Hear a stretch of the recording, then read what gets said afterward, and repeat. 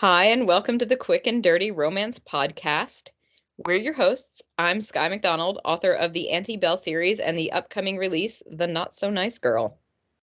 I'm Sarah Smith, author of Faker, If You Never Come Back, Simmer Down, On Location, The Close-Up, In Love with Louis Prescott, and The Boy with the Bookstore. And together we are Sarah Skye, author of the best-selling Sips and Strokes, Vibes and Feels, and the brand newly released Whiskers and Sunshine.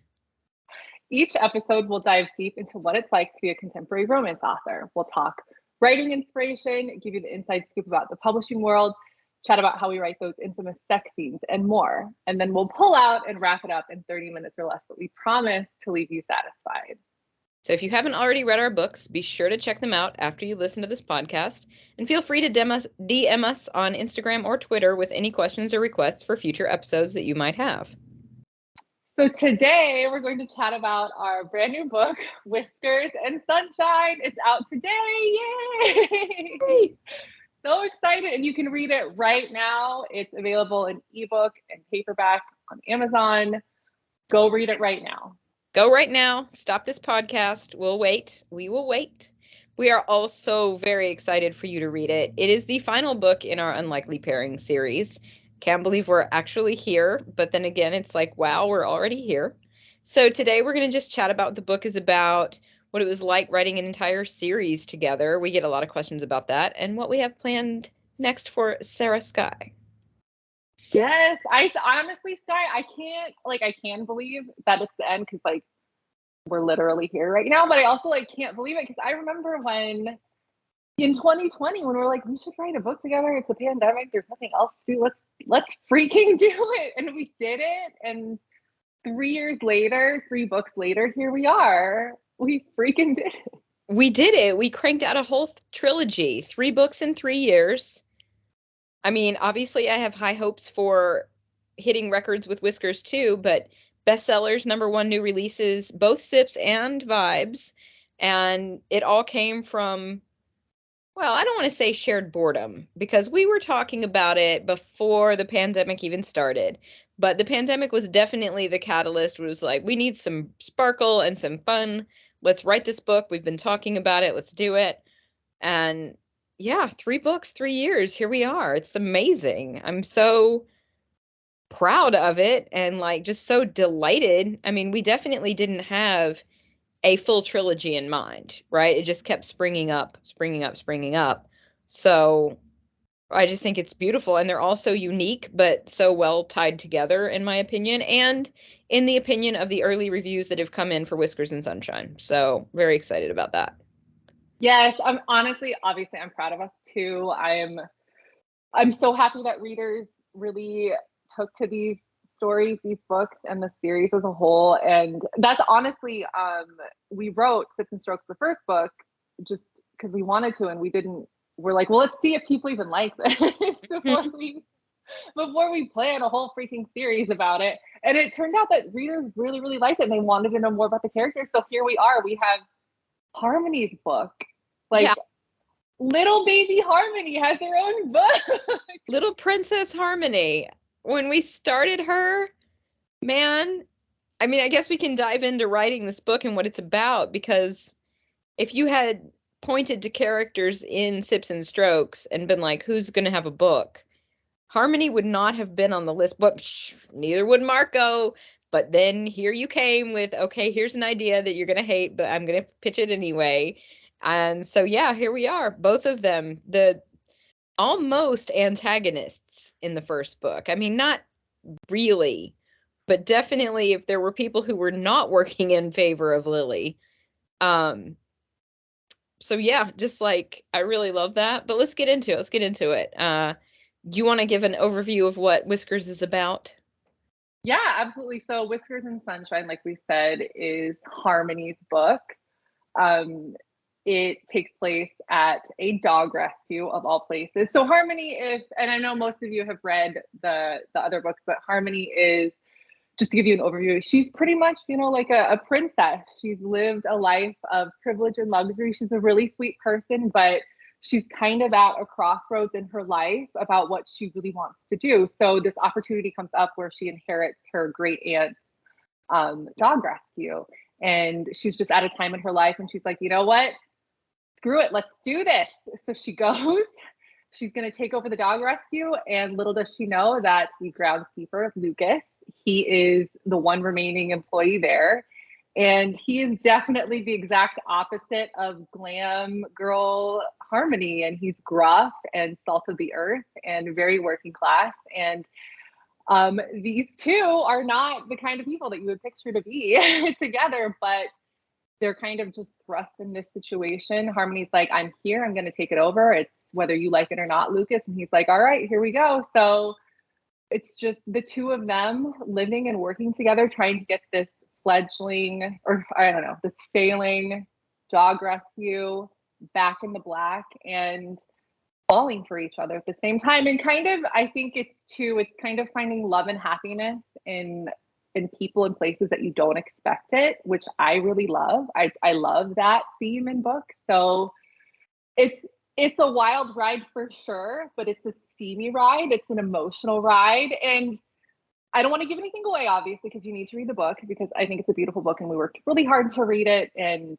you will love it. But the epilogue is like my favorite epilogue I've ever written. It's like the happily ever after on steroids. Mm-hmm. And that doesn't make sense now, but when you read it, it will, I promise. Yeah, it surely is. So yeah, Whiskers kind of refers to sort of the scruffiness, the obviously perpetual stubble that Lucas sports, but also obviously the dog element, which was very, very exciting and fun to write about. But yeah, Harmony, I wouldn't call it like enemies to lovers, even though you and I both love that trope. I would definitely call it more like opposites attract. And then, of course, forced proximity. There is more than one bed, but forced proximity is definitely part of it too.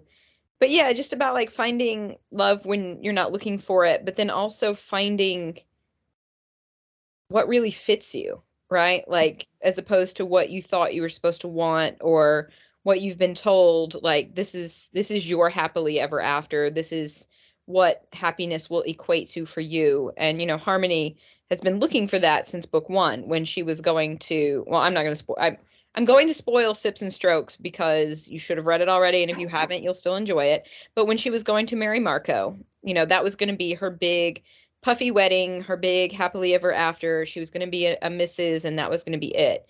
And so now we're seeing her several years later really unsure about what happiness looks like for her, right? And finding that in the least likely place, aka this dog rescue and this sort of salty but very, very good-hearted man in Lucas. So it is really beautiful.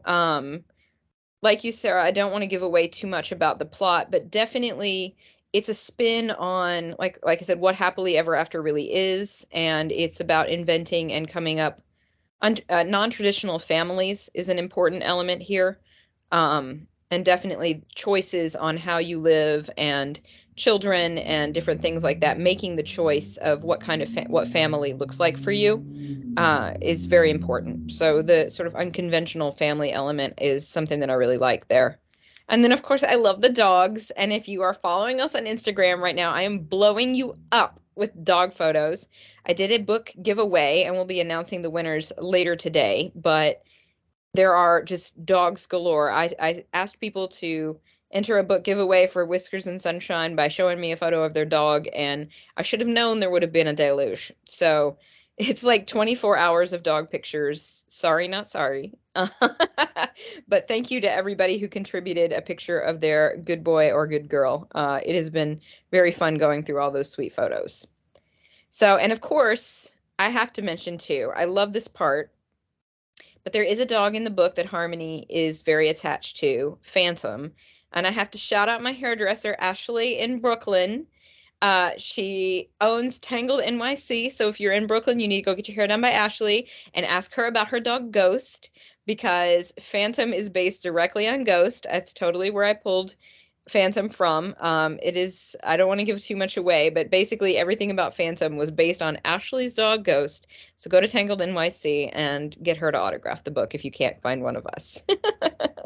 Yes, I love that part of the book. I love that that's that little nugget of like real life info. Mm-hmm. Because I mean, obviously all of this book is made up. This isn't based on mine or Skye's. lives or anything like that. But it's nice to have that little touchstone from real life where Phantom, the dog, who is beloved by Harmony, is actually based on a real fur baby, and that's really special. Yeah.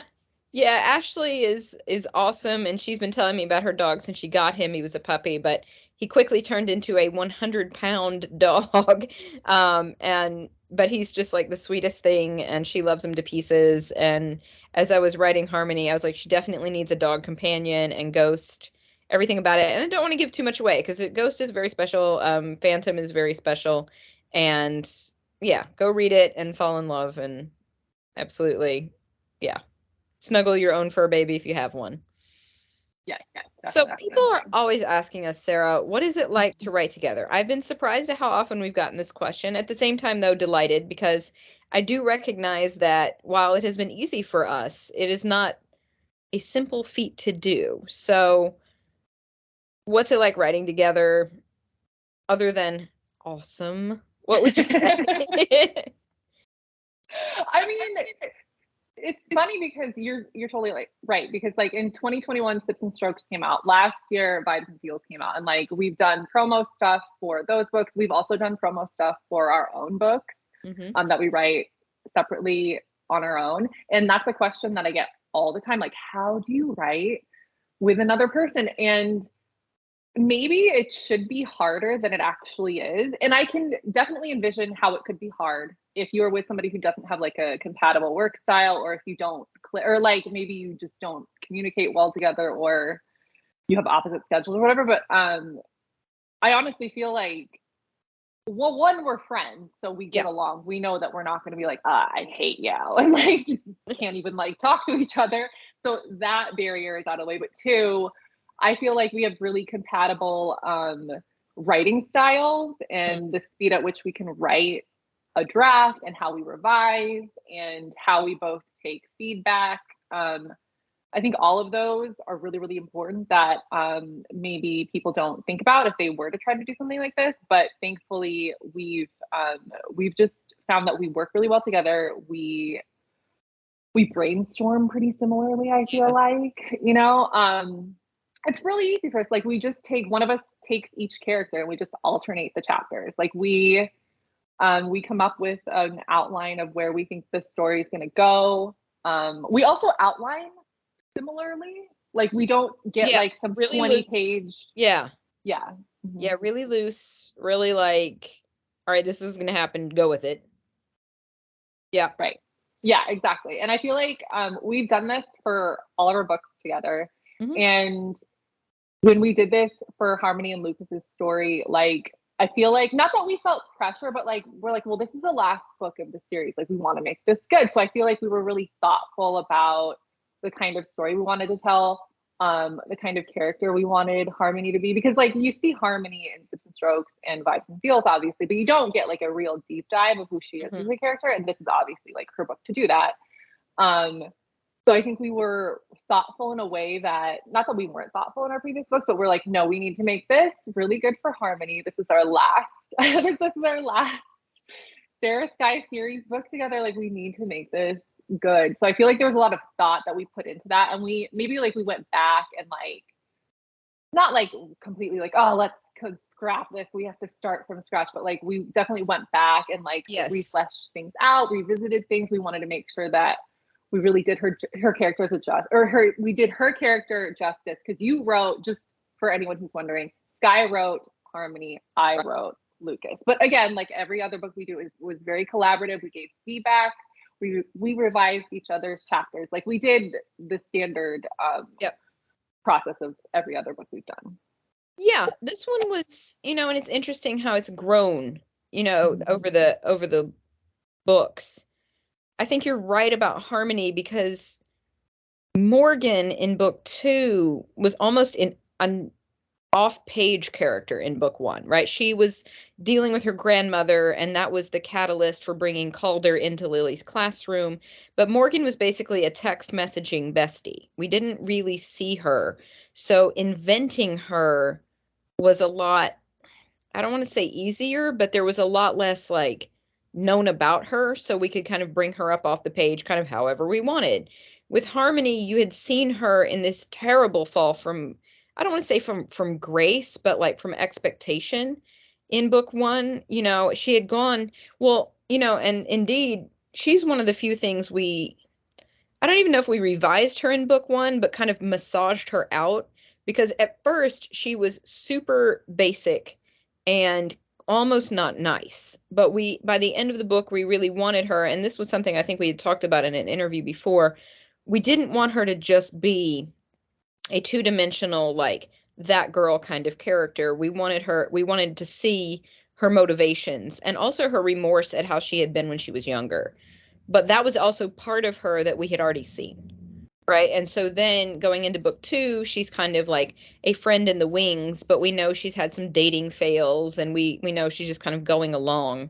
So really kind of tying together everything in a way where you see the depth of insecurity, um, hopes and dreams for this person who's had a lot of bumps in the road, but still kind of continues to be a sweet girl kind of thing, right? But getting down into what she's really wanting. I think she definitely had the most setup, I would say, and that so the need to make her story nuanced and more layered was necessary. But she was always one of my favorite characters because we chose to not just make her a mean girl, right? Like she could have Yes. easily just been the mean girl and that was it. But we really brought her up in sips. So I was excited by the time we got to her. I do think it was right for her to be the third book. But yeah, it was different this time. You know, every time it's been like almost more of like a well-oiled machine, I guess, because the first one, I remember the first part of writing Sips and Strokes, it was almost like reading a book and writing at the same time, because anytime I got a chapter of Lily's, because I was Calder in that book, it was like, what's going to happen now? It's like, where are they going to do now? Whereas now it's much more like we've got it, but the framework is there still. It's like tag, tag, tag, revising is needed. But yeah, Harmony definitely went through some iterations before we kind of hit the groove with exactly what was going on with her. Um, I don't know that this is a heavier book than the other two at all. I definitely think Sips is our lightest, like most da da da. Fluffy. Yeah. Yeah. And the other two, while definitely beach reads for sure, are handling some other issues, you know, some other things going on. And I'm really proud of all three of them. But I like how we got into some things in the later books, that because that's one of the coolest things about romance, is that it can be fluffy and it can be fun, and it can also tackle a lot of really interesting real world stuff at the same time. And I think that's very cool. Yeah, I'm really proud of us for how we were able to execute the themes of each book. There's something in Whiskers and Sunshine that like I don't think I'm giving anything away by saying like Harmony has like you said, Skye, Harmony was a character who thought that like I was going to get married and have kids, and she's at a point in her life in this book where she's like, okay, I don't even know if I want any of that anymore because of my life experience and how her life has ended up. And Lucas is somebody who is pretty firm in the idea that he wants to have kids someday because he had an ex who had a kid who he helped raise for a good chunk of that kid's life. So that's his backstory.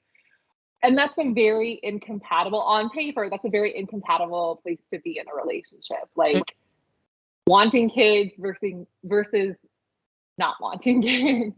But I think, and I mean, like, I think we can agree that in just as a rule of thumb, you shouldn't disagree on that if you're gonna like marry somebody. Yes. You know, but I feel like the way that we tackled this particular issue, it had a lot of nuance. I feel like we were really thoughtful about it, and we kind of give a different perspective, like, okay, here is how this issue can unfold in a relationship, and here's actually how it can get resolved. I mean, it's a lot more complicated than that. Obviously, we acknowledge these are fictional characters; these aren't real people.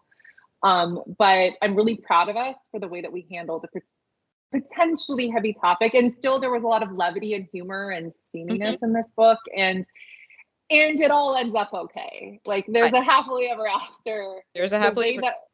Yeah, and the way that we got there, I'm really, really I'm really proud of us. Like, I Yeah. think it's a very, it's going to feel well earned, I think. Lucas and Harmony's Happily Ever After. And then the ridiculous epilogue, which is just oozing happily ever after. But yeah, that's the beautiful thing. I mean, I love, as you're saying that, I love the swap gender role expectation, right? That the man is the one who wants the family and the woman's the one questioning it. That is very normal. It should be normalized as absolutely a thing, right? Like it's not, that does not follow along gender roles. Um, and I think too, I am really proud of it because it's not just like with Marco, okay? Like we handled avoidant attachment disorder with the character of Marco in Vibes and Feels. And one of the things we were saying when that came out was that we were very proud of the fact it wasn't like, well, now I'm hot and nice, right? Like there was a lot of work to be done to have this character legitimately come back because he really was the most irredeemable in Sips and Strokes. So we like authentically brought him to a place by tearing him all the way down. And in this one, it's not like, oh, you don't want kids? Oh, I do. Okay, well, we're going to be fine, right? Like there is not that like just smudge it over and it is fine, because that is a thing that you should not expect someone to change their mind about, right? Like you can't ask them to change their mind about it. You can't hope that they will change their mind about it. It is a very serious thing that can be a deal breaker, and an authentic one, right? Not that, you know, he chews with his mouth open or she sleeps with socks on. Like this is a thing that fundamentally can be a signal that maybe you're not compatible. So I agree. We did a good job of more than just waving the magic wand, right? There is a solution. It is complex, but but it's romance. So it's a happily ever after. You're gonna get your happy ever after, but just in like a real, like an authentic feeling way. And I am very proud of how we did that with all of them, and even in Sips, our lightest and fluffiest, we definitely tackled the idea of a woman who had kind of been conditioned all her life to kind of defer and say like, oh no, it's not important, to finally stand up for what she wants and to name and claim what she deserves in terms of happiness. So even that one, even though it is the lightest of the three, like I feel like we did authentic work with like complicated topics. So go us, we're amazing. Yes, we are. I mean, not to sound I full of think ourselves. so. Well, if you don't think we're amazing, dear listener, that's okay. I am still at home with the pride I have in the work that we have done. Exactly. Also, why are you listening to this if you don't like us? Thank you so much. No, seriously, we have been completely touched and blown away by the warm reception that all three of the books have gotten. It continues to be just an absolutely beautiful thing, and we are so humbly honored that you all have enjoyed our work, both independently and together. And we have big dreams. We have big dreams just because, I mean, I still think we could fan fiction Auntie Mela, Yes, I'm waiting definitely. I for someone mean, to fanfic that anyway. She is ready. I am ready for her to have a short story, but we do have ideas about what comes next. I don't know what we want to say here though, Sarah. Like just yeah, no, and I mean, we don't need to I don't think we need to talk about every single thing that we have planned that may or may not work out. Like that, as a personal thing, I hate doing that. Like, right. I hate being like, oh, I'm going to do these 97 things, and then like 3 of them work out, and then I look like a dumbass. And I don't want to do that. But I've also gotten feedback from readers of our Sarah Skye Unlikely Pairings series, all of the books, and they're like, okay, well, what's going to happen with these characters? Like, are you sure you don't want to write another book? Or like, what I'm really excited is when they read Whiskers and Sunshine, like, who are the side characters they're going to fall in love with? And if they're going to want to see things from their POV, which would be really fun. Like, I mean, as many plans as we have, we're both really like Skye and I think Yeah. we're really open. Like, I don't know, if you're a reader and you want us to do something or write something, let us know. Like, I'm not saying that it will happen, but like if it's intriguing and if it interests us, like literally nothing is the limit. Like, we're open to anything as long as we can physically do it. Mm-hmm. Do it. So like, I mean, I have like fun little offshoots of things that I would like to do in the in the Unlikely Pairings world. But at the same time, like, who knows? Like, if nobody wants to read that, then I'm not Right. going to write it, you know? Like, Right. There's definitely at least one character that appears only in Whiskers that I could totally see a book about. And there are other characters that we have not come back to that I could totally see at least a short story about. So yeah, there's plenty of potential. I would love to hear who people want more of. And yeah, Sarah, one of the things that bonds us as friends and makes us such excellent like partnership is that when we say we want to do a thing, we work to make it happen. It doesn't mean it always happens perfectly. It doesn't mean that every scheme and plan comes to fruition, but we do have like goals and we do like to go work for them together as opposed to just being like, oh, well, maybe. So whatever we do next, I'm sure we will do with a lot of like confidence and integrity as we always do and just take it from there. But yeah, we definitely have some ideas about what's coming next. Sarah Skye is not finished. This is not the end of anything. And I'm excited to see what we can do and what people want us to do. That is very much, if we hear it, let's see what happens.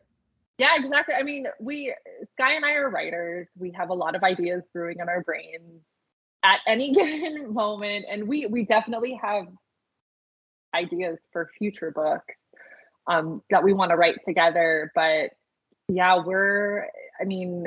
I like to think that we are connected with our readers and on social media. And we try to do a good job of like, answering DMs and comments and stuff like that. And we appreciate all of the engagement that you guys give us. And we love you for that. So yeah. And so if there's anything that you're curious about, if you have like an idea, like let us know. We have ideas too. And this will not be the only Sarah Skye book you will see from us. We have more coming, but we can't say too much about things right now. No, that's where we're going to be for now. I would say this is our first podcast in a while, and we're definitely looking at trying to make this at least a monthly thing right now. We've been more or less over the time, but people are still listening, and we really appreciate all these listeners as well, and want to make sure we're shouting that out. So we're going to do our best to, now that we are done with drafting, editing, and publishing for the time being, we're going to do our best to keep some podcast thoughts coming at you. And so obviously to that point, please let us know if there's something specific you'd like us to take a deep dive into in the next couple of months, because we would be more than happy to jump on. We're always happy to chat at each other. So more than happy to jump on and talk about anything that you might want to hear us talk about. And on that note, that has been good for me. Was it good for you, Sarah? Hell yeah, it was good for me. Thank you all so much for listening. As always, if you like what you hear, please do leave us a review on iTunes or wherever you listen to your podcasts. If you haven't already read our books, they are Sips and Strokes, Vibes and Feels, and Whiskers and Sunshine by Sarah Skye, Not Suitable for Work, Off the Record, and Nemesis by me, Skye McDonald, and coming out May 30th, The Not So Nice Girl. I'm very excited about that, and we'll be talking about it more coming up. And Faker, Simmer Down, If You Never Come Back, On Location, The Close-Up, In Love with Louis Prescott, and The Boy with the Bookstore by the prolifically talented Sarah Smith. You can find us on Twitter at author Sarah Skye, Instagram at author Sarah Skye. I am on Twitter, but more on Instagram at writer Skye McD. And you can find me on Twitter and Instagram. I am at author Sarah S. And we love hearing from you. So please reach out to us and DM us with any questions or requests for future episodes. Thank you all so much for listening. We will see you again soon. Bye. Bye.